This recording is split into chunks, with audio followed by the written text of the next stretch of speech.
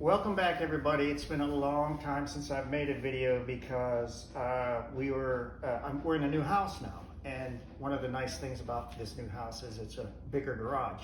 My last garage got so cramped it really wasn't practical to make any kind of videos.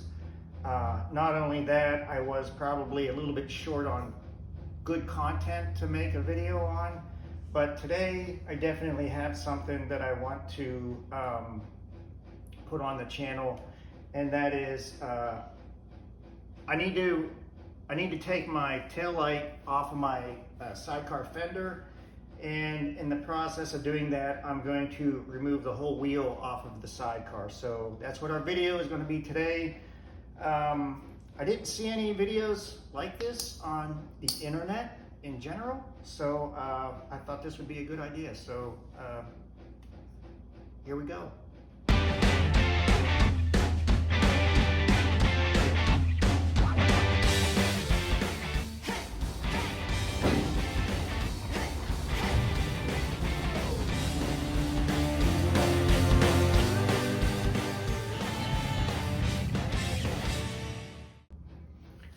Okay, first part of the setup to do this is you obviously want to get the Sidecar wheel off the ground so that there's no weight of the bike and Sidecar on the wheel when you're trying to pull it off. So I put some cardboard down just to protect the frame a little bit. I have the jack situated to where it's going to hit that low spot on the Sidecar frame.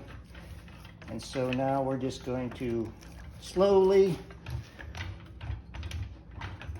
bring it up and get the until the wheel comes up off the ground. It doesn't take much. I'm gonna leave it right there. All right, everybody, so obviously the first thing we're gonna do is with this castle nut, you should have a cotter pin through one of the slots. So I've already taken it out because nobody wants to see me removing a cotter pin. We all know how to do that. So we just need to remove the castle nut off the axle. This is a 15/16 nut. And after we take this off, we're going to go to the back side of the wheel at the frame and remove a couple nuts back there. Since we got the axle nut off on the outside of the wheel, the next thing we need to do is, because we got to take the fender off in order to, because there's no clearance in here with it sitting over top of the wheel. And I'm taking this off because I'm trying to get to the back of the taillight. So let's take the electrical harness and split it here. Just got to depress this little button and it'll come apart. The other thing is there's a bolt and a nut on the top of the frame here that's holding the fender basically from rotating. There's also a bolt down here. We'll just be taking the nut off to disconnect the fender as well. So these two bolts on the back side is what holds the fender in place. Once those are off, as well as the outer axle nut is off, then we can basically pry this apart a little bit to clear that bolt, and the fender should come right off. To give you the reference of what this one is, this is a 95 Ultra Harley-Davidson Sidecar. So if you're working on a different year, of course, it could possibly be a different setup and different size of hardware.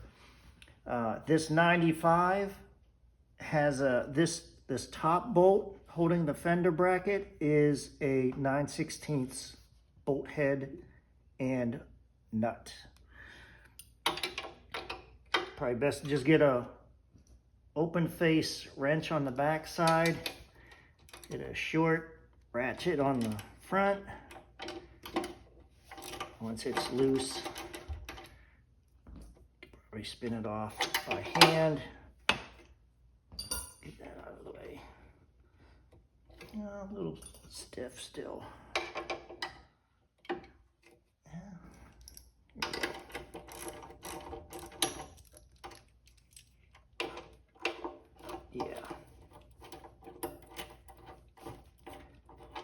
So you can always go to Harley-Davidson's website and look at the parts catalog to see exactly what hardware should be here.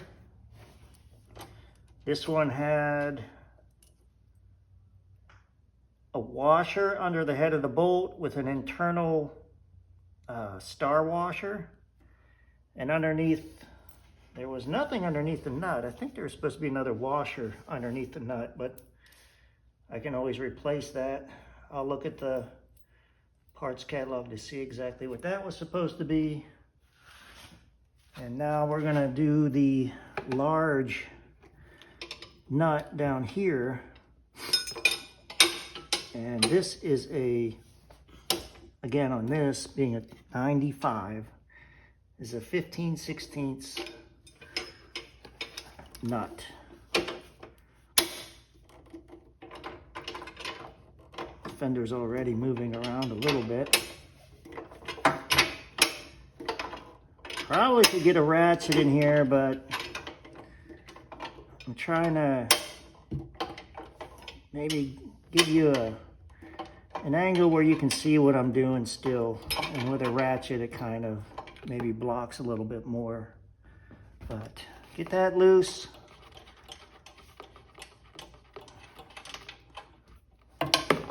So there was nothing underneath that nut.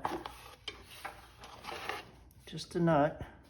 It's a nylon locking nut, so now it's loose. As you can see, the fender is pivoting around. And I'm gonna probably pry from the outside first. All right, so we're at the outside of the fender. If you pivot this a little bit, you might get a little bit more flex out of it. Now these can split apart a bit, so don't be afraid to pull on it a little bit. Now that the outside's off, the inside can slip right off, and there's the fender. All right, guys, now that the fender's off, if you needed to take the wheel off, everything should slip right out. This one is a drum brake, so the outer drum comes off with the wheel. They're bolted together. That's the way it breaks the wheel. So you got some spacers and some washers and bearing seals and stuff. So just make sure all that stuff stays intact. But this, there you see, it would just come right off, just like that.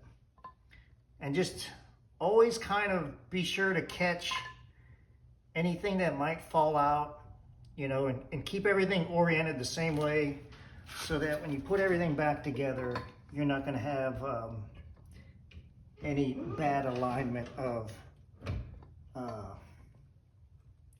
the wheel and the brakes. And there you go, everything slipped right back together.